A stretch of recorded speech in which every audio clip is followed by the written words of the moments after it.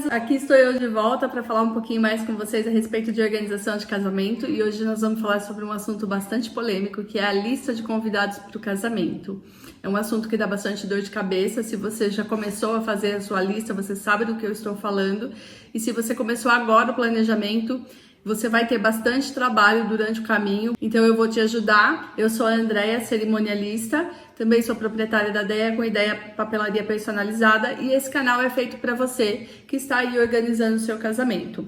Então você se inscreva aqui no canal, deixa seu like, compartilha com as amigas noivas, e se você tiver alguma sugestão, alguma dúvida, pode colocar aqui nos comentários, tá bom? Vamos direto ao assunto, porque o assunto é bastante extenso. A respeito de fazer a lista de convidados, em que momento que ela deve ser feita? Eu falo para você que, como cerimonialista, eu gosto que o planejamento do casamento aconteça já com a lista do convidado, que seja uma das primeiras coisas que você faça. Não significa que essa será a lista oficial do seu casamento. Ela mudará no decorrer do processo de organização do casamento. A primeira vez que você for fazer a sua lista de convidados é logo no início do casamento, né, do planejamento. Aí você vai ter uma segunda vez em que vai pegar nessa lista, que é logo após a contratação do buffet. E por fim, você vai pegar a sua lista novamente depois que você entregar os convites. Opa, Andréia, depois que eu entregar os convites? Isso mesmo, depois que você entregar os convites. E lá no finalzinho do vídeo eu vou te explicar como que vai ser isso, tá bom? Então vamos lá, lápis e papel na mão, como sempre, e vamos começar aí a fazer a programação para a lista dos seus convidados. O noivo deve fazer uma lista e a noiva deve fazer outra lista. E depois vamos unificar as duas, certo? Neste primeiro momento, coloque na lista qualquer pessoa. Todo mundo que você deseja convidar. Pessoas de perto, pessoas de longe, pessoas que os seus pais querem que convide. Por quê? Quando você vai fazer a sua listinha de convidado, começa a aparecer na sua cabecinha nomes de pessoas que você não vê há muito tempo. Se você não colocar esse nome no papel, esse nome vai constantemente estar ali aparecendo. Aparecendo. Quando você escreve o nome no papel, logo em seguida desaparece. Você não vai mais se sentir atormentado em convidar essa pessoa. Isso significa que essa pessoa vai no meu casamento, Andréia? Não, essa pessoa será excluída mais pra frente. Mas coloque, são duas listas distintas, a lista do noivo e a lista da noiva, convidados do noivo e convidados da noiva. Coloque lá todo mundo que você deseja convidar, certo? Depois que acabar cada um de fazer a sua lista, pegue as duas listas e unifique.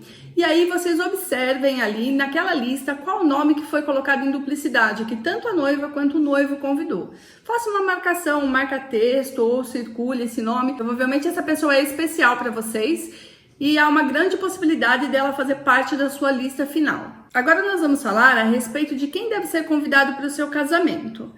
Geralmente, os noivos fazem a lista, coloca todo mundo e esquece do pai, da mãe e dos irmãos. Nossa, Andréia, mas eu preciso colocar que meu pai e minha mãe é convidado? Não é óbvio? Sim, para você noivo, para você noiva, para nós assessoras, é óbvio que isso vai acontecer. Mas quando você contrata o buffet ele não sabe quem são seus pais, seus irmãos, seus tios, ele conta como número de convidados. E se você não contabilizar essas pessoas na sua lista, lá no final vai dar diferença. Então é importante que você comece a sua lista de convidados por eles, pais e irmãos. E aí sobrinhos que estão mais próximos, as pessoas mais próximas, são os seus primeiros convidados. Então comece a lista com as pessoas que você tem convívio diário.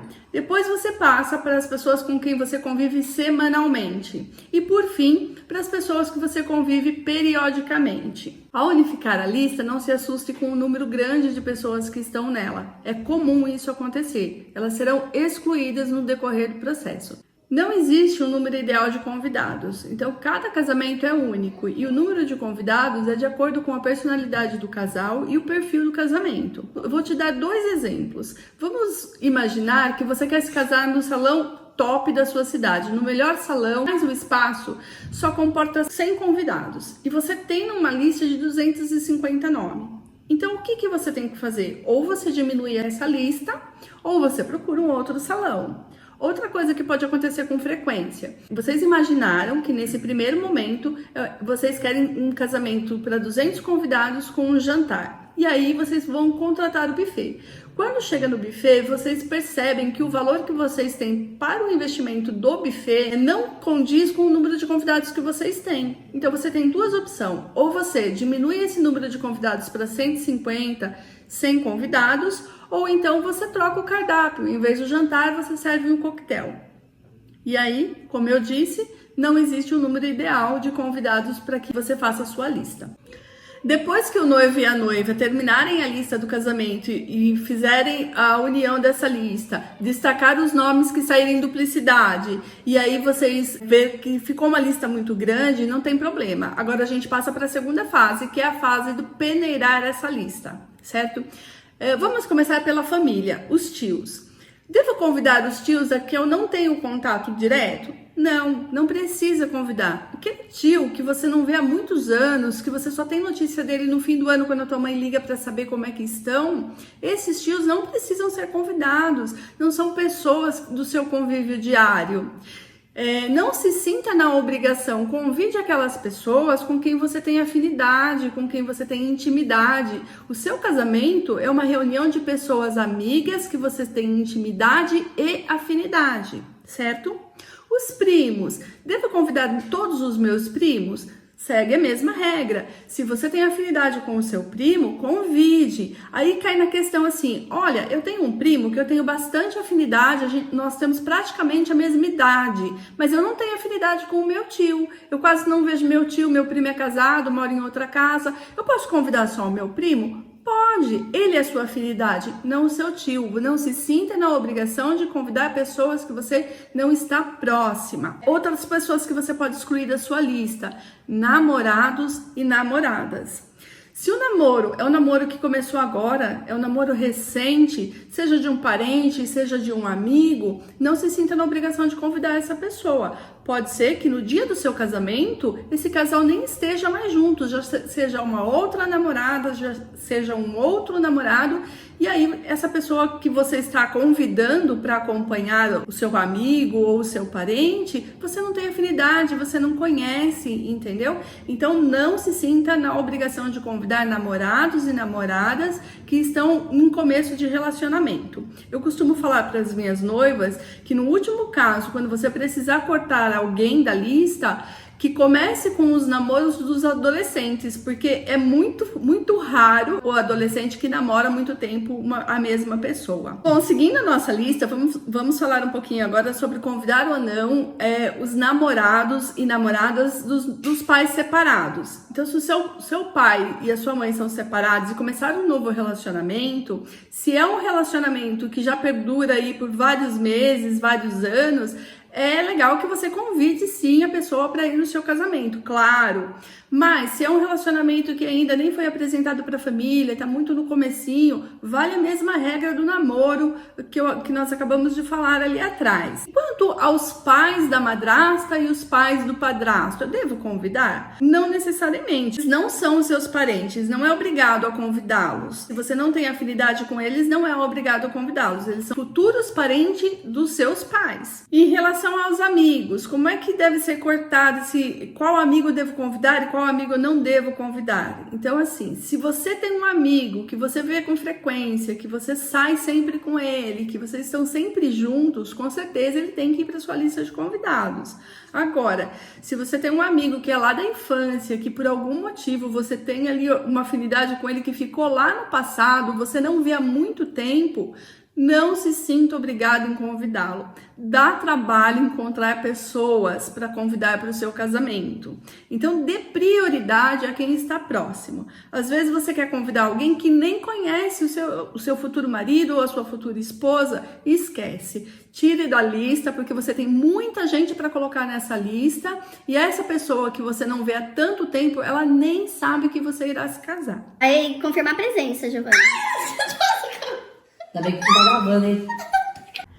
Seguindo nosso corte, vamos chegar ao trabalho. E aí começam as dúvidas. Convido ou não todo mundo do meu trabalho? Convido meu chefe? Não convido? Não necessariamente. Você só convida o seu chefe ou o seu colega de trabalho se vocês têm contato fora do local de trabalho. Geralmente as pessoas do trabalho são pessoas que vocês têm convívio ali por obrigação, porque todo dia você trabalha e todo dia você encontra com a pessoa. Então, se você não encontra com ele fora do local do trabalho, não é obrigado, não se sinta na obrigação de convidá-lo. Finalmente chega um problema que tem acontecido com muita frequência. Pais que gostariam de convidar os amigos deles para o casamento dos filhos.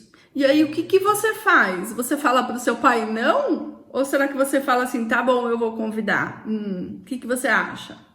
Eu vou te explicar. Se os seus pais estão ajudando financeiramente no teu casamento, é de bom tom que você disponibilize alguns convites para que ele convide os amigos dele. Agora, se ele não estiver ajudando financeiramente no seu casamento, não é obrigado a convidar amigos dos seus pais. E como argumento, você pode justamente dizer a ele assim, olha pai, eu não vou convidar porque se eu convidar o seu amigo, eu deixo de convidar um amigo especial meu. A minha lista é muito restrita e eu não posso fazer isso. Eu tenho absoluta certeza que ele vai entender.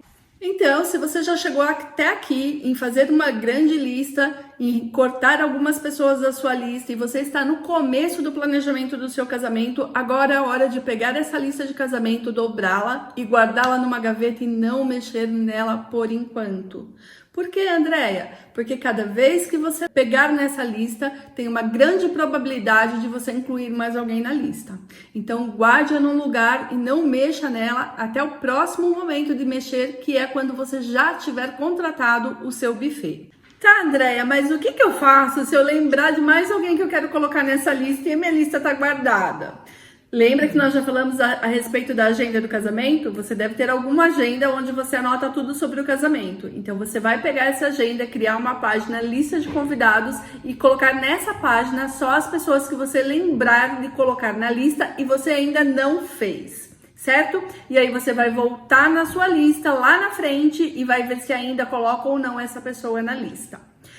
Bom, se você já passou dessa primeira fase, já planejou o seu casamento, já contratou o buffet, então esse é o segundo momento em que você deve pegar a sua lista na mão novamente.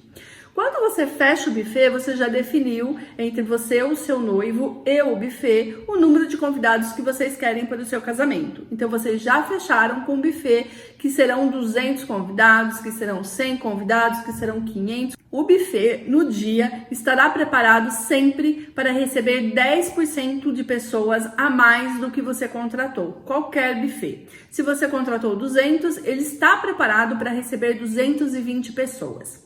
O que acontece nos casamentos? Sempre há uma quebra de pessoas que vão ao seu casamento.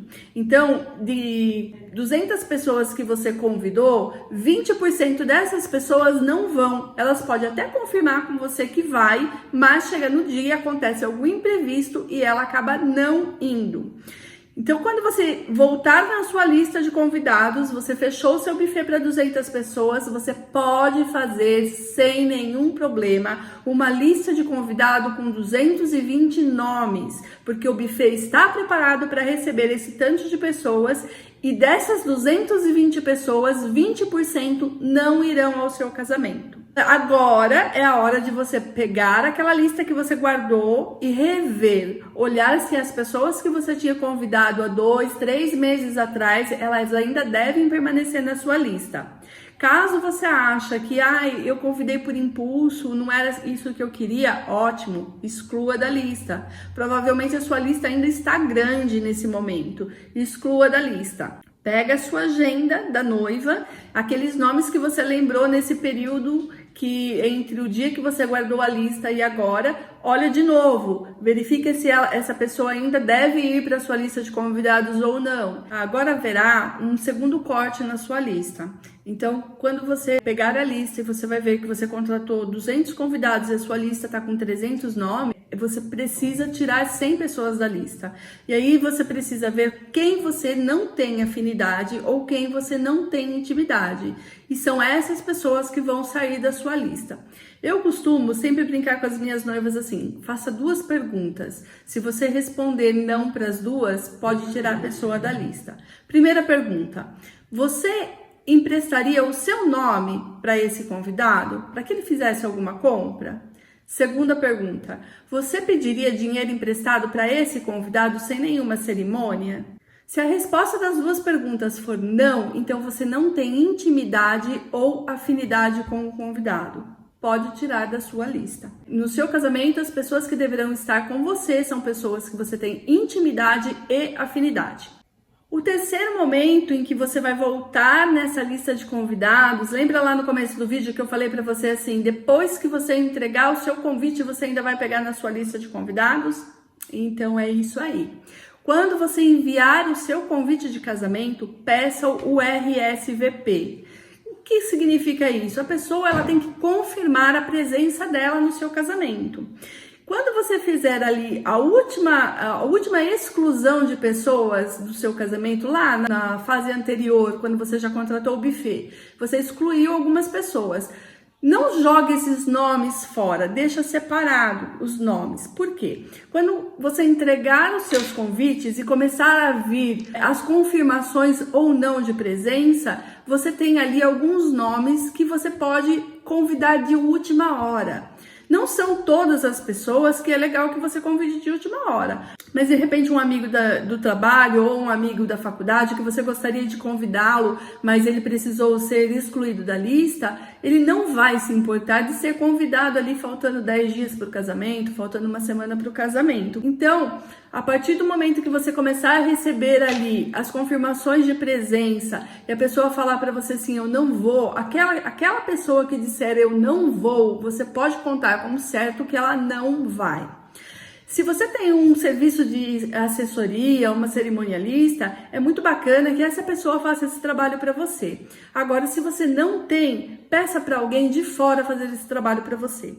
O que acontece com muita frequência é que ao invés de diminuir a lista de convidados nessa fase de confirmação de presença, é o aumento de número de pessoas que querem ir ao seu casamento.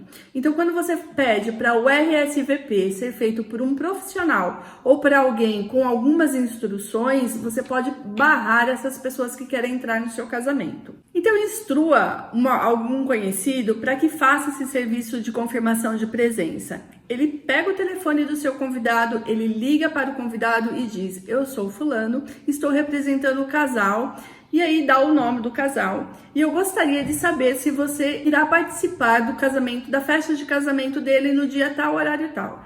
A pessoa vai falar sim ou não. Aí acontece muitas vezes a pessoa falar assim, sim, eu vou, eu quero confirmar a minha presença. Aí ela vai confirmar a presença dela, do marido, da filha, do namorado da filha e da amiga da filha.